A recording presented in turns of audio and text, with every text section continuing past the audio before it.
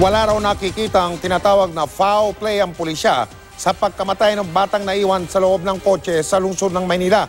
Pero giit ng mga otoridad, dapat pa rin may managot sa nangyari. Kaya inaresto ang nagmamaneho ng kotse na ama-amahan ng bata. Nakatutok si Ivang Mayrina. Sa tuwing matututukan daw ng cellphone camera, tiyak ang mga ganitong wacky shot mula kay Jana. Tulad na lang ng kuhang ito noong gabi ng Martes, January 3, nang mamasyal kasama ang mga pinsan na siya na rin palang huling pagkakataong masisilayan, ang masiyahin at malambing na si Jana. Kwento ng tiyahin ni Jana na siya na rin nagpalaki sa kanya. Dakong alas 3 na madaling araw kahapon na makauwi sila mula sa pamasyal. 10 sila nakasakay sa kotseng ito, kaya si Jana at isa pang bata sa likod nakapwesto at nakatulog sa biyahe pa uwi.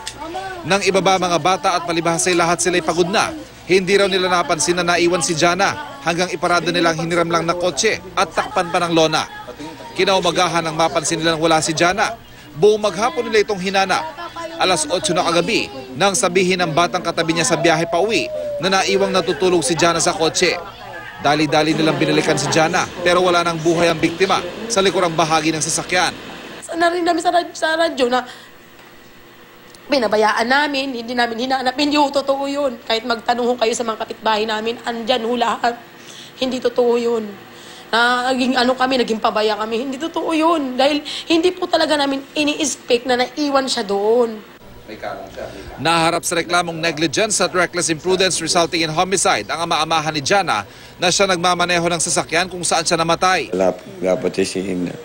Hindi ko po alam kung alam ko nun may bata doon na natutulog yun doon. Mahal na mahal ko yun, sir. Ako nagpalaki yun, tapos gagalunin ko na pabayaan yun yung bata. Wala akong foul play dito. Itong kaso na to ay nangyari lang through dun sa kapabayaan ng kanyang ama-amahan. Ivan Mayrina, Nakatutok, 24 Oras.